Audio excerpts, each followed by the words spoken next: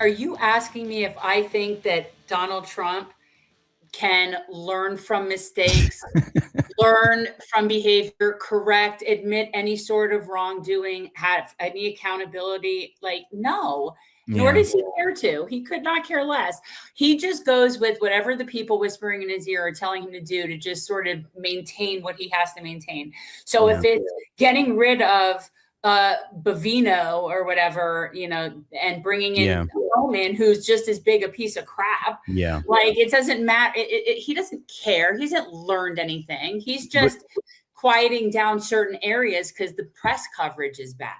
Yeah. But, you're right. And I think he's going to ratchet it up over time, get back to where he was. But I think, he's definitely had to make some sort of political maneuvering here. Like you said, with the ousting of Greg Bovino, it's all very symbolic. It's all very notional. It doesn't really change anything, but it's a signal that, like, he understands he went too far and he's got to do something to smooth things over for some time until he can pick another city to bully. Well, Bovino's the first sacrifice, right? So Bovino's the first sacrifice. And that's something that Noem will be number 2. Kristi Noem will be the next person to go. You think so? Yeah. She'll be their next sacrifice. She's not long for this. Most of the people I think that Trump has in places, with the exception of maybe Marco Rubio, I think are just so over their head. Like, just so unbelievably have no idea what and again, I'm not a fan of Marco Rubio by any stretch. Well, I don't think anybody is. We're making a lot of great choices, a lot of great decisions. The people, they just need to listen. And if they obey, then they're going to be fine. If they don't obey, they're going to be in a lot of trouble. And, we saved Los Angeles. We saved the Olympics. The Olympics are great. They're going to be great this year. Not many people are going to show up, but that's why it'll be safe. We're going to have a really great time. And I think it'll look like his birthday parade. Well, listen, my birthday parade was a really special one. Don't you rain on it. His military birthday parade or whatever. It was a really great party. And if you think you've seen a great party, you ain't seen nothing yet. You wait till the 4th of July. You see, I remember that date. It's going to be a special day. We are honoring 250 incredible years as the greatest empire in the history of the world. And it'll be another 250 years that will be on top. If you heard it, remember it. That's the way it's going to be. Please clap for Donald Trump, everyone. He remembered the day of independence was July 4th for the country that he runs. That's just incredible. I'm surprised he hasn't changed it to his birthday. The new Independence Day, yeah.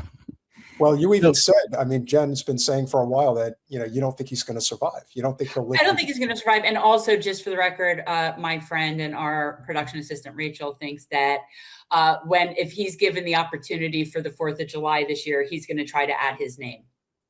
Oh, my God. That's her prediction. And she's going to try to add his name to the Declaration of Independence. I'm not. She said it. Look, we're looking at certain maps in places that say Gulf of America. I'm just putting that out there. Yeah. Well, what makes you say that he's not going to survive? Can you expand upon that? What do you mean he's not? I just think he's in very poor health. Oh. And I just know, and as somebody who has parents at that age who are in good health, I know how hard things are for them. And just, you age exponentially. He doesn't take care of himself. He eats horribly. He's been getting all sorts of stuff infused into his hands. They're swollen. He's got cankles from probably kidney failure. He's clearly demented. He has fecal and bladder incontinence. I want to ask you about that. Did he really shart? Did you? Yeah. Was that real? Here's what we know. We know that we heard a sound and that there was a smell. Now, whether or not it was a fart or a shart, we do not know for sure. But people have been saying that he stinks and smells. A lot of like people have been saying because he craps himself, and this is not the first time that something has come up like that, which is why so when you add up all these things in his age, it doesn't look good. He's had 2 MRIs that I know of, like within the past, I don't know, 6 months or so that he's had, and he doesn't even know why he's getting them. Yeah. He's like, oh, I had the best MRI that you could possibly, the doctors just said the You don't MRI was just get amazing. an MRI. Yeah, Okay. why are you getting an MRI though? Exactly. Unless you've had a stroke, unless you've had certain things going on that you're following up with. Point being, when you add up all of his stuff, there's so many I don't think he's going to survive. I don't. Well, it's wishful thinking. I hope that it's true, but I also know that cockroaches live forever, and usually the worst humans, somehow they hang on for years. Like, look at Henry Kissinger, the guy. I don't think I ever felt bad for insulting a cockroach like I do right now. Like, I'm sitting here and thinking, they're prehistoric. They've earned some respect. No. Okay. I'm from Louisiana. We hate cockroaches. I don't like either, but comparing them to Trump is a little mean. Yeah, true. That's true. Cockroaches aren't guilty of mass murder and etc. They don't hurt people. They're just gross. Yeah. I just looked for the evidence. The evidence the other day showed that he was having some press conference in the Oval Office, and the next thing you know, they cut it short and they rushed people out of there. Like, get out. Yeah. And the only reason they would do that is if somebody was like, "Oh, he did it again." I saw the clip, and then that pandemonium and that chaotic moment after he sharded his pants, allegedly. You can hear it. You can hear the audio. You can hear it, but I wasn't sure if it's because people they didn't want to feel questions about Epstein, but no, they wouldn't have acted like that. It was because the smell was going to be bad. It was they were trying to get them out before the smell hit them. Because they know, they're around Trump all the time. They're like, oh, Absolutely. Here we go again. So he's just known for smelling bad constantly. Correct. You heard that King Charles basically had to fumigate the place after he was there, and that there were flies, that he brought flies with him. How does that happen? You're one of the richest people. No. There was, you have to look at, it didn't just come into my head. Like, I saw that there was something somewhere that mentioned that, but there was a smell about him is what I have heard. Yeah. Yeah. I don't feel bad for Melania. She got a good deal. She doesn't even have to live with him anymore. It's true. Don't feel bad for Melania, says Jen. No, she's on the money train, even if the truth is she might have been trafficked too. Who knows? Yeah. Who knows where a lot of these, I think people like Pam Bondi, Carolyn Levitt, Christy Nome, I feel like all of these people, anybody that came up through his pageant circuit, Erika Kirk, all these people, it's this is not normal.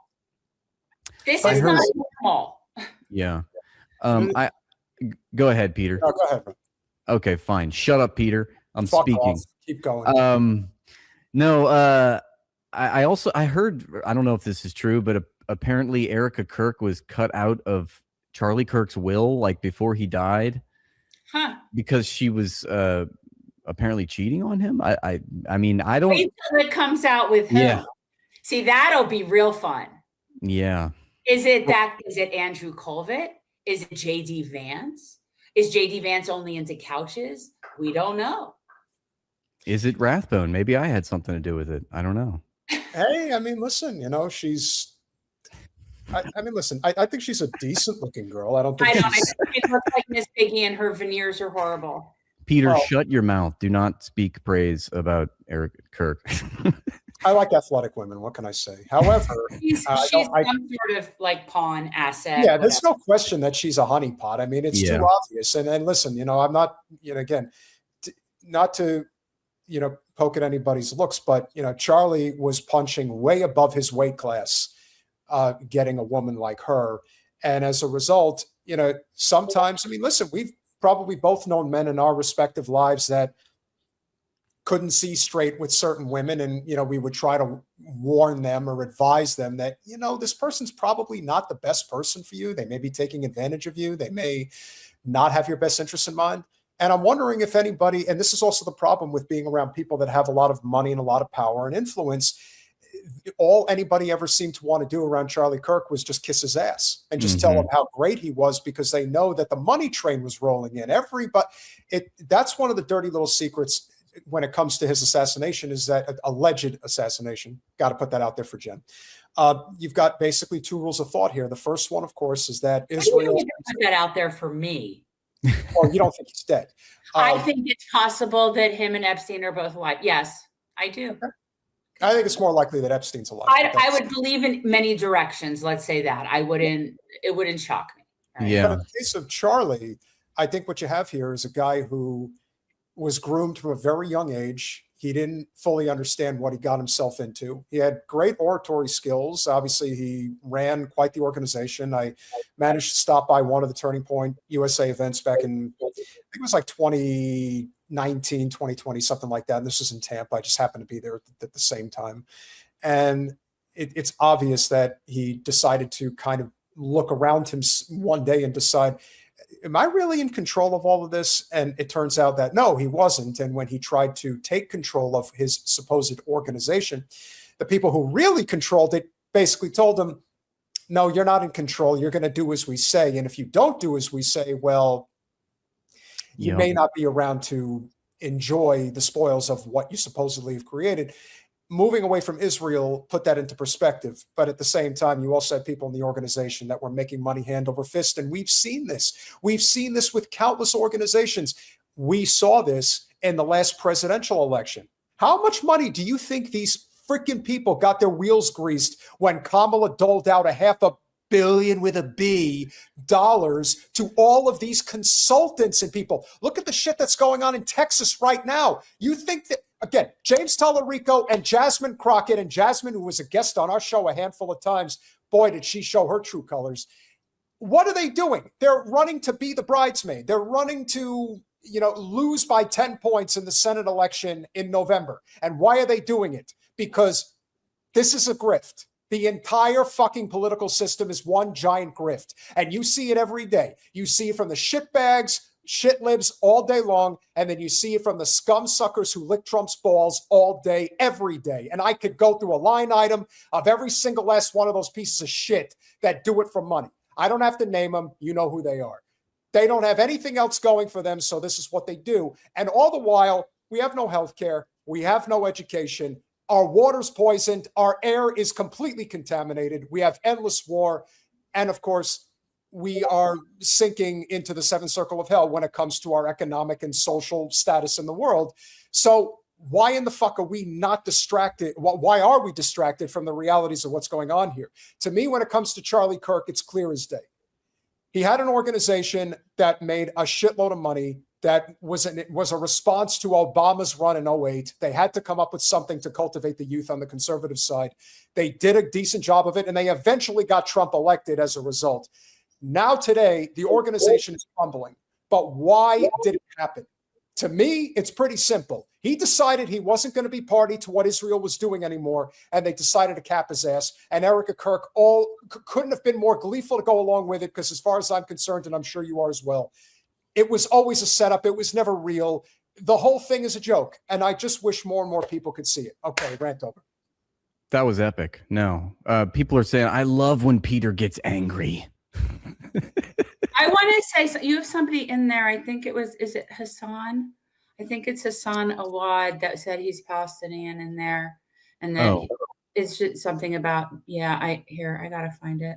But, and I am Palestinian, and I am scarred by the genocide, and my people are being ethnically cleansed.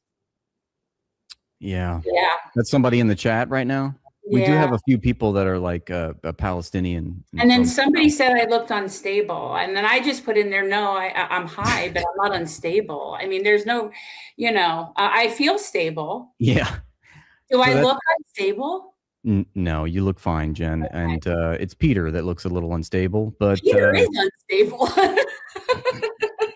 Someone said he looked like a product of Christopher Walken and Steve Buscemi, which is so funny because he does a good walk-in and he does look like doesn't he? Looks like a young Steve Buscemi. This coming from Zach Galifianakis. Listen, there you go. People, no talking, just listen. I appreciate the compliments. They're nice, friendly. Sure. I'm only here to be friends with smart people, good people. And I am the walrus, by the way. Got to put that in there for you.